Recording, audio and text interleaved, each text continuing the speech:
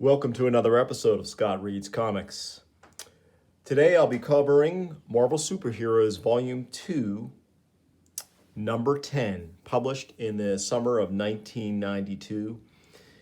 This, at this point, as I said, was the second volume of the Marvel Superheroes title. And like its predecessor, or I should say, unlike its predecessor, rather than doing a lot of reprints, this series concentrated on inventory stories and other content that wasn't seen elsewhere.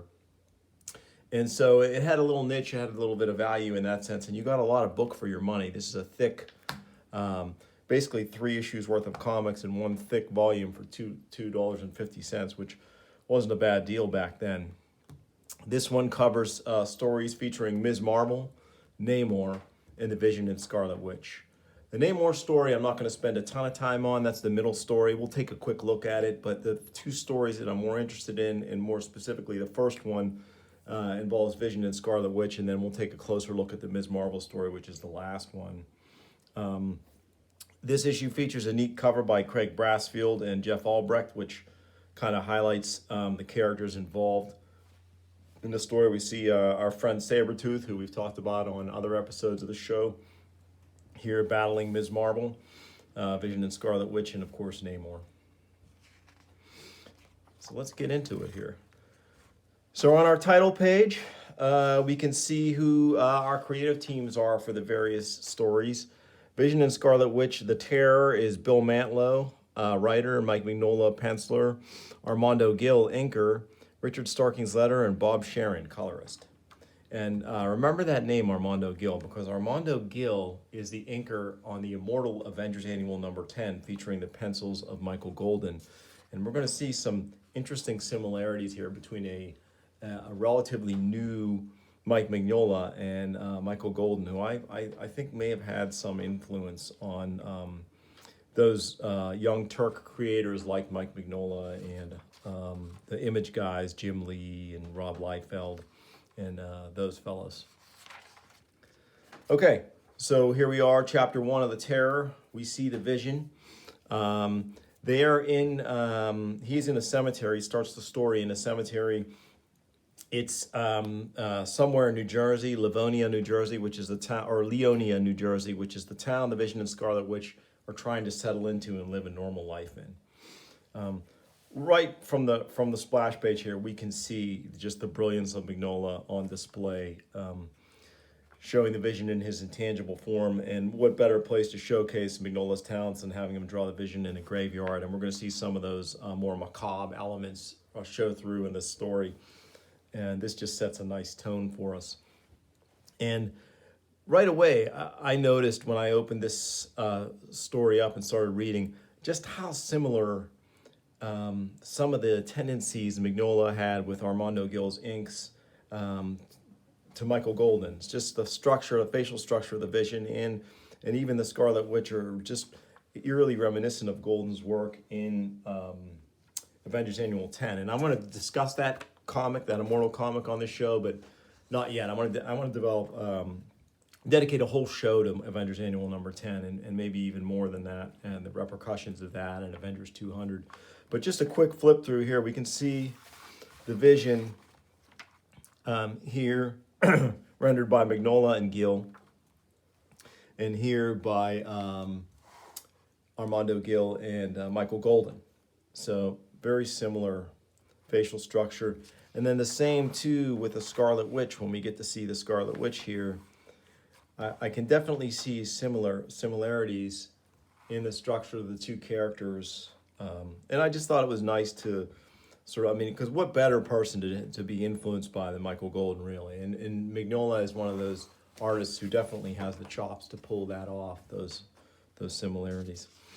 So while brooding at the cemetery about how the pair are not being accepted here in Leonia, New Jersey, these undead rise from the grave and try to seize the Vision. And now we'll cut back to a high school auditorium filled with nervous and angry townspeople, and here the Scarlet Witch is bravely facing them down as they show their naked bigotry toward her and her husband. She is a mutant. The Vision's obviously an android.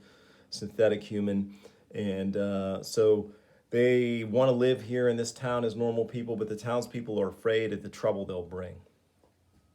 And so some strong words are exchanged. A witch, a scarlet witch, one townsperson says. We know who she is.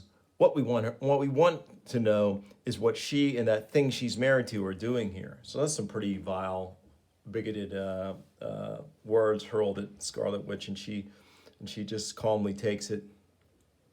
The Vision and I came to Leonia to live. We came because this town had a reputation for tolerance of outsiders, for welcoming those weary of more active lives. So she's making her case calmly, strongly, and then this she gets sort of a more negative reaction, and that causes her to reflect back on her long life. And here we have, sort of in one page almost, or 2 pages, a Scarlet Witch grand design, if you will, as Mignola and Gill beautifully, with Mantlow's script, recap the career of the Scarlet Witch. Here we see her and her brother in Eastern Europe, near Wundagore Mountain, fleeing from attacks on their gypsy village. They're taken in by Magneto, and here we see them surrounded by their teammates, Toad, Magneto, Mastermind, and Scarlet Witch and Quicksilver, her twin brother, all members of the original Brotherhood of Evil Mutants.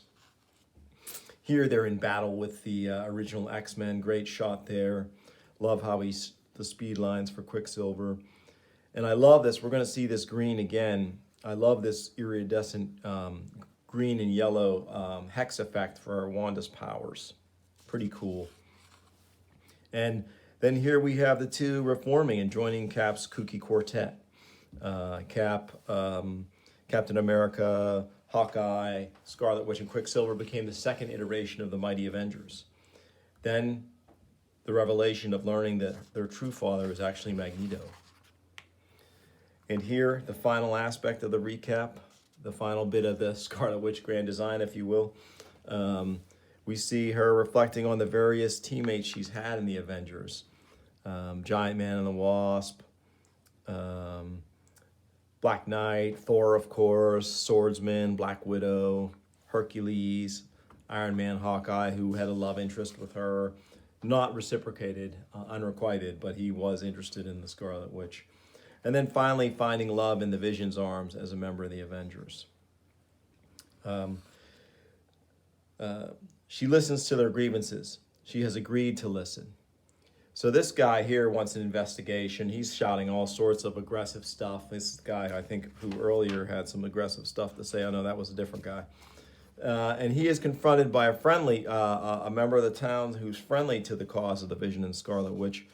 And they kind of get into a quarrel, and he knocks the Vision and Scarlet Witch supporter unconscious with a vicious blow here. Now, I say, anyone who ain't a card-carrying stooge of the ACLU should join me in kicking this inhuman filth out of our community. Again, pretty full-on bigotry there on display. And then suddenly we see that spectral light again, and filth, inhuman? How dare you? And this gorgeous shot of the Scarlet Witch showing off her powers, scaring the townspeople, cowing them. But before that can go any further, the Vision, with his superhuman strength, crashes through the double doors, but he is not alone. He's being pursued. Wanda, be on your guard, my wife, for now even the accursed dead of this town decry our right to live. So the undead have pursued them here, and Scarlet Witch knows the danger these people pose to these undead pose to the townspeople. Meeting adjourned, she shouts. Everybody run, and they do. After that display of power, they're not going to quibble with the Scarlet Witch. So here, Wanda is tackled. The Vision knocks the undead creature away from her. She loses her headpiece, but quickly replaces it. It's just that feeling their loathsome fingers pawing at me, clawing at me. I understand. Nothing further need be said. Much more needs to be known, though, such as what's animating these cadavers. So what indeed, and that's going to be the mystery as the rest of this story unfolds. Vision blasts them with his vision, with his heat vision from his eyes, but it doesn't seem to stop all of them. He tries his phasing trick, which actually gets reflected back at him. When he attacks, he'll phase inside of an individual and then slightly solidify, shocking their system. But here, the undead turn the tables on him. Scarlet Witch rises to his defense.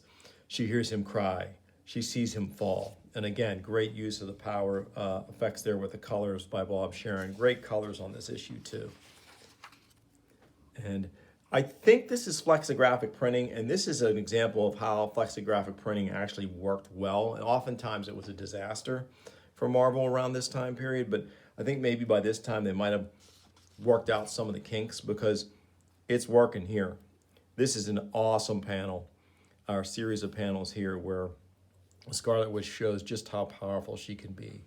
She casts a hex in reaction to what's going on around her, and suddenly the creatures vanish. Wanda, how? My mutant power affects probabilities. It was extremely improbable that the dead should walk, yet walk they did. And I think it's time we discovered why. So they, along with some intrepid townspeople, go back to the cemetery where this all started, and they see a pillar of power. And chapter 2 is the Inquisition. Great splash page here with this pillar of power rising up out of one of the graves that's open. And they are referencing a similar pillar that they battled prior to this in a story in Marvel Fanfare number 58, which is was another title that Marvel used to run inventory stories and check new talent and just tell more offbeat tales. So those can also be found in dollar bins, which is where I found this. And if I grab that one, I will cover it in a future episode. Things like this never happened here before, the townspeople cry. Before you two moved in? Good God, they just saved us, one of their supporters shouts. From what? An evil of their own causing? So we have some conflict amidst the townspeople about whether they are welcome or not, whether Vision and Scarlet Witch are welcome or not. But right now, what's pressing them is what's going on with the supernatural stuff. The power in this pillar lies in magic, does it not, Wanda? I think so, yes, I am sure of it. So Wanda is not without magical training, and she knows that there's some arcane origin to this. Then why would it be attracted to you? Whose mutant powers only simulate the mystic arts? Vision asks. I don't know. That, then, is the mystery. So the townspeople start hurling rocks and dire imprecations at the pair, and that enrages Vision. He puts Wanda behind him, decreases his density and moves forward, and this townsperson gets bold, stinking spook, I'm not afraid of, and he goes through the Vision and he is shocked by the cold of his intangible form. Pretty cool sequence here. Brilliant on all members of the team, including our letterer for this one, Richard Starkings. Just a really great sound effect there. Yag. Cold, so very cold. Great panel with the Vision looming above this guy now, and Mignola really feeling it here on these panels. Just shades of what he's gonna, all the great stuff he's gonna do when he goes to Dark Horse in this story. So this guy tries to attack the Vision with a board that has a nail in it, which obviously is not going to get the job done. And Scarlet Witch has had enough. Nothing. This madness, all this madness, must come to an end. And again, the great green glowing effect here for her power. She causes an entire tree branch to fall down, separating the combatants. Then leave, the townspeople cry.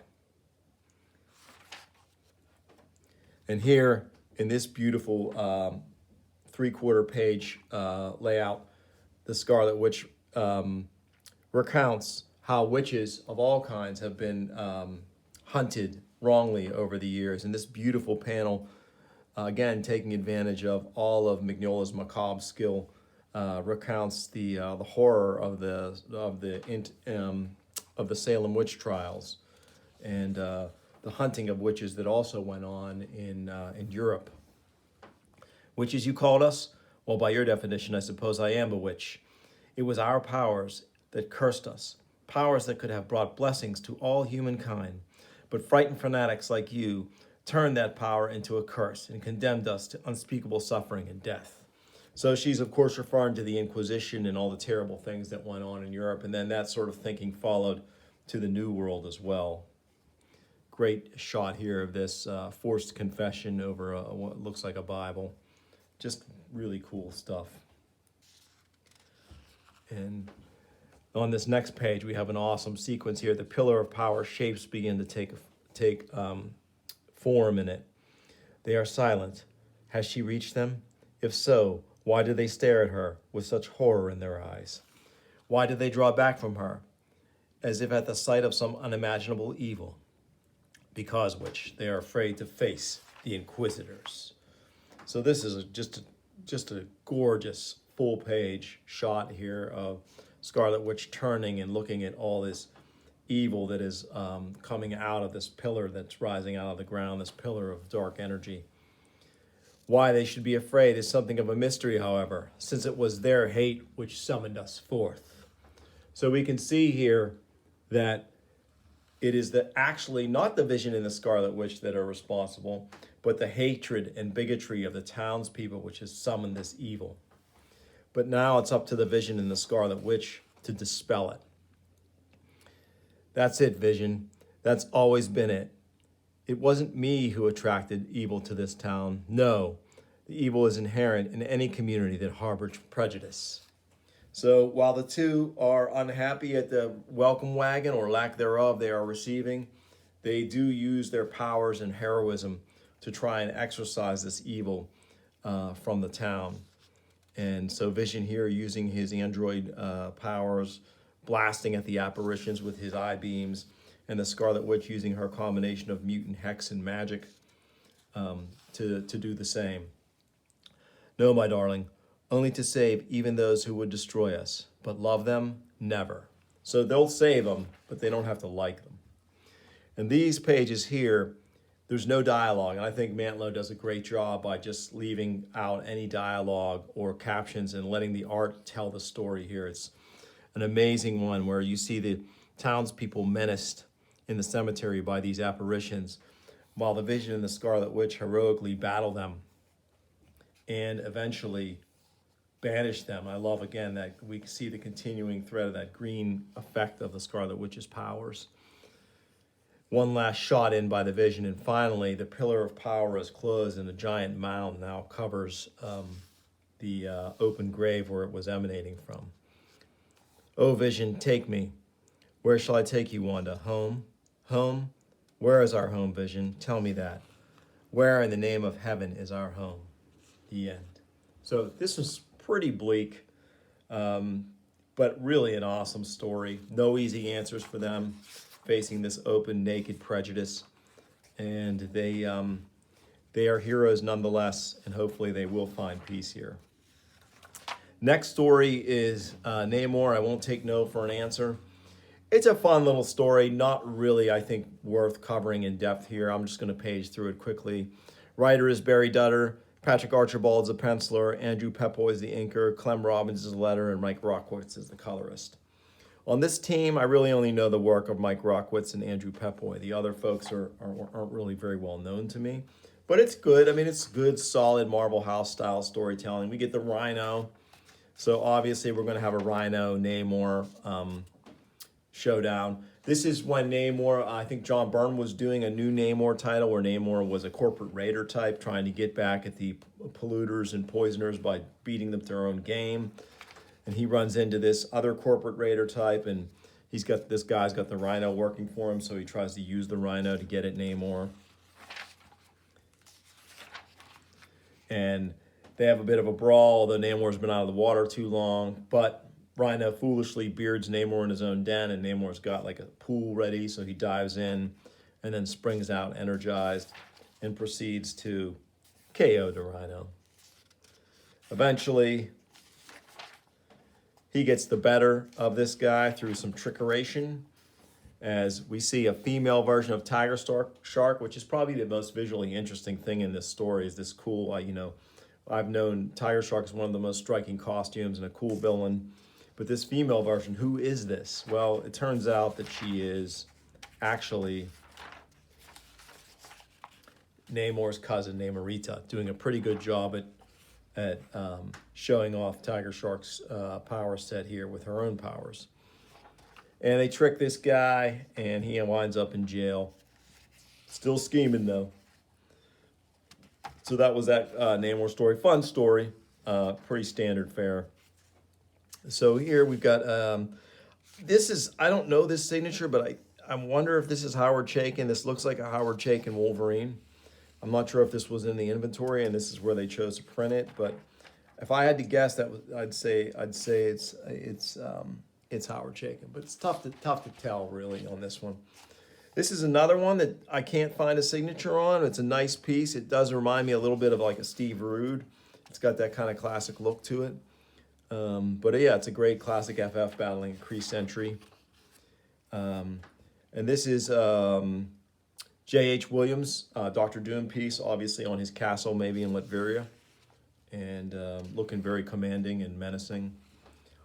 Cool Kirby-esque Machine Man by Zik. I don't recognize that signature. It's definitely not Zek, it's Zik. So, yeah, not sure about this one, but also a fun Machine Man poster or piece. Here we have a cool 2-page spread by Charles Vess of the X-Men. This is the post Dark Phoenix era of X-Men, probably from covering issues like 145 through the 150s, judging by some of the foes that are covered here. Sentinels, Doctor Doom, and Magneto all featured prominently in those runs. Angel was a member of the team for a little while. Cyclops was out, then he was back, then he was out again. So, all right. Last order of business here in this triple threat of Marvel Superheroes, Volume 2, Number 10, is a book that to this point had never seen the light of day, Ms. Marvel 24. Ms. Marvel was canceled with issue 23. So this one, while it was finished, was never printed, never released until this point. Now, it's been reprinted since then in a Masterworks edition as well. But here we see it for the first time. So this would have come out in 1979, prior to the events of Avengers 200 and Avengers Annual Number 10, which told a tragic tale of Ms. Marvel's assault and abduction and mind control and her eventual redemption in Avengers Annual Number 10 and beyond. But again, those are discussions for another day, so we're going to focus on this. So we have a great Dave Cockrum cover, Terry Austin cover, where she is fighting Sabretooth, one of my favorite villains in the subway system. But our splash page here, we start out. Chris Claremont is our writer, Mike Vosburg the artist, Jim Novak the letterer, Heidi Goodhue is the colorist. Now, I have a suspicion that Heidi Goodhue is actually not the colorist here. That seems to be a bit too on the nose. I'm not sure why the actual colorist of this story, which had never been produced at this point, didn't just put their name on it, but yeah. And it even has a note here. This story takes place prior to the events of Avengers Annual Number 10. Also, Avengers 200. So here we have Ms. Marvel and her awesome Dave Cockrum designed new costume. And she is in the Avengers, the version of the Avengers Danger Room, basically. And she is, Iron Man's putting her through her paces, and she is doing really well. Even when he sends out a robot sparring partner designed for a heavyweight like Hercules, she is able to find its weak point and take it out of action. Mike Vosburg, a serviceable artist, not my favorite. He's got kind of a thin line, but he does a good job, tells a good story, and this is nice looking work here. How'd I do, Teach? Not bad, Iron Man replies. Not bad? All right, I'm impressed. The way you shifted so easily from one discipline to the next reminded me of Mantis. She used to be our resident mistress of the martial arts. I've had some training. So Ms. Marvel has a background in Black Ops, and she even worked in the past. It was intimated that she worked with Wolverine/Logan back before he joined the X-Men. So a bit fuzzy, but Claremont really builds a nice background for his characters, especially female characters he writes really strong female characters, and that's much to his commendation. All right. I also hear from our butler Jarvis that you play a mean hand of poker. That's a cool reference maybe to Marvel 2-in-1 number 51, where that's a great issue I'd like to cover at some point. Frank Miller issue where Ms. Marvel is involved in a poker game with the Thing and a number of others. Wonder Man, I believe, too. And here they have sort of the exchange turns a bit testy, where Iron Man's wondering about her fitness to be in this business. Perhaps I'm a closet chauvinist, but I'm afraid I still think this is the wrong business for a woman. I knew a cute little button of a lass, literally the girl next door, 5'2", eyes of blue, gorgeous. You love her. She was an assassin for the KGB, the Soviet Secret Service. She scored 23 kills in her career, including a 6-year-old boy. You refer to her in the past tense? I was target 24. Great dig there by Ms. Marvel at obviously chauvinistic Iron Man, and she takes off after that. And he's like, oh, I'd like to see more of her. But we'll leave that for another day. Meanwhile, we have members of the Canadian, high-ranking members of the Canadian military are in the U.S. Meanwhile, in the New York field office of S.H.I.E.L.D., Deputy Director Jasper Sitwell is engaged in a heated debate with representatives of the Canadian Ministry of Defense. So, long story short, while this occurs after the events of X-Men 139 and 140, where the Canadian government and Wolverine have seemingly come to peace with each other, they want to hedge their bets in case the government changes and they want Wolverine back. And they think the best way to get Wolverine back would be to employ an agent who has all of his abilities, but more. And they see that in Sabretooth. Once again, General, I must protest. All our data indicates that Sabretooth is an incurable, homicidal psychopath, a born killer. Precisely, Mr. Sitwell. You might say it's a case of setting one madman to catch another. Sabretooth to capture Weapon X. So they want S.H.I.E.L.D. to train Sabretooth up and get him ready to use against Wolverine when the time comes. And the U.S. government has apparently agreed to this against S.H.I.E.L.D.'s wishes, and so they're going to take Sabretooth from his current holding facility somewhere and train him. It's not your decision to make, Sitwell. Your objections have been noted and overruled. So we have a setup. Sabretooth is in New York. Ms. Marvel is in New York. A little later, in Carol Danvers' Greenwich Village studio apartment. So here she's taking a shower, and she's about to call her current boyfriend, Mike Barnett, who asked her to get more serious in a previous encounter, and she doesn't really want to. So she's dreading it, but she's going to call him after a few days. No answer at Mike's home. I'll try his office. So here she is, trying his office. Come on, Mike. Where are you? Answer the phone. What really complicates things is that he knows I'm Ms. Marvel. So I'm not 100% clear on this, but it's obvious here that Mike Barnett is dead, and someone has done him in. Someone's killed him. And this actually here, great job by Vosburgh. This is Frank Miller-esque here. It really is. It's a very cool sequence. I think that maybe Mystique, head of the Brotherhood of Evil Mutants, who was looking for information on Ms. Marvel and who she really was, is responsible for this. Someone in the comments, if you can confirm or deny that, let me know. I'd love to discuss it a little further because it's unclear from this. And I haven't read the subsequent issue, which we'll talk about in a minute. But it may be clarified there. So no answer. She's going to meet some friends in New York for a meal. An old military friend, John Jellicoe, and his wife, Nancy. So they're obviously close. And they're telling her she needs to start writing again. She recently lost her job and because she's going to run into money trouble soon. She gets a flash of Seventh Sense. That's her kind of enhanced, almost her version of Spider Sense. Something dangerous is coming. She gets them out of the way, and this armored car smashes into the side of the building. She is somewhat invulnerable, so she's fine. Her friend John is pinned, So she has the ability to just with a thought transform into her Ms. Marvel costume, and she does. So she thinks leverage is lousy. This won't be easy. There's no way to do this without hurting John, and if I slip, the shifting debris will crush his leg. Well, I said I was strong. This is my chance to prove it. So here she obviously, a great panel here. She just shrugs the debris and this many-ton armored car back out of the hole in the building. And straining credulity a little bit, she frees the couple and says, not to worry, folks. I'll have you out of here in a jiffy. Wait, we were with a friend, Carol Danvers, already taken care of. She's fine. So they can't, this is like the Superman thing. He's Clark Kent with his glasses on, Superman off. I mean, she's got a little domino mask there, but you'd think they'd recognize her. But whatever, it's comics.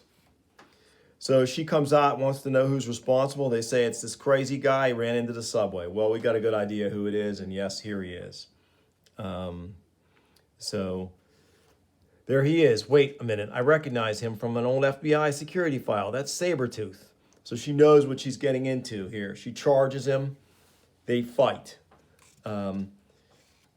He's pretty vicious. She knows that, so she doesn't hold back. She kicks him, but he accidentally hits that third rail, and there's a huge crash of electricity. And here, real quick, a frail? Honey Bunch, you just made your last mistake, and anyone dumb enough to get in my way ain't gonna live to regret it. This is Claremont with his patented patois that he writes for his roughhousing characters. So this could just as easily be Wolverine. Same sort of rhythm to his language, same argot that he speaks. Is Sabretooth harmed by the third rail? He might have been, but he recovers quickly. He's got the healing factor that Wolverine has, maybe even a little more potent. So, and he's quite powerful in this fight. He tears this bit of this metal support strut, this I-beam from the wall and tries to hit her with it, but Ms. Marvel is stronger and she bends it and nails him with it. Excellent shot there. Good fight sequence here by Vosburg. Fantastic. This I-beam must weigh half a ton, yet I'm handling it as easily as a baseball bat. And then suddenly she realizes, holla! So there is a train coming. The two have been fighting on the tracks. Now a train is coming. She could leave Sabretooth and get away, but she is a hero through and through, and she won't do it even for a homicidal killer like him. So shades of, this is of course well before Tobey Maguire and Spider-Man. She digs in and is stopping the train, but it really drains her. And rest easy, ma'am. Help's on the way. There's nothing I'd rather do, officer, but I'm afraid I've still got some unfinished business to attend to. And Sabretooth is back up. So here, she knows she's weakened by what she just had to do, stopping that train. And right now, he has the edge. So they lock up here. They're battling in some pretty cool close quarters combat. And she realizes the only way she's going to overcome his healing factor is to find a pressure point at the base of his neck and just strike it multiple times. And so that brings him down. In spite of her victory and how good she must feel for it, she suddenly feels strange. She says, I feel so strange. My head, images, my head. Without warning, reality twists inside out as Ms. Marvel experiences a seventh sense prescient flash. Images cascade through her mind. Herself, another woman, whose soul is as inhuman as her features, and ruling both their lives, death. They will face the Reaper soon, and it seems that only one will survive. Ms. Marvel's next issue, they promise, Ms. Marvel's never-before-seen final battle against the Mutant Brotherhood. And when we say final, we mean final. So this is obviously leading up to the events that will happen in Avengers Annual number 10. This is Mystique here, obviously. This is her silhouette. And the story that is reprinted in issue 11 of Marvel Superheroes Volume 2 is halfway done by Vosburg, who had finished this story completely and was halfway through number 25 when the book got canceled. And so he never finished it. So the second half of that issue 25 is finished by Angel Medina. And so if I do come across that one, I'll be sure to cover it on the show here. But this has been Marvel Superheroes Volume 2, Number 10. Thanks for watching. Like and subscribe. Tell your friends, and take care.